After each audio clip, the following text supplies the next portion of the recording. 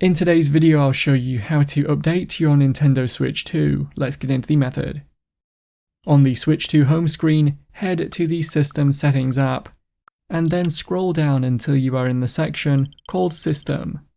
On here, choose System Update, which should be at the top, and if there are updates available, it will say Update once the necessary files are downloaded.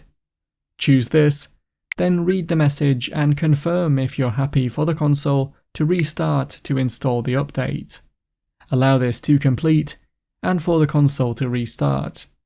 Once the console has restarted, it should be ready to go.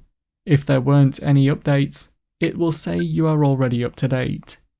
You might now want to check for dock updates, which you can do with the option below the System Update option in the System Settings. That's how to update your Nintendo Switch 2.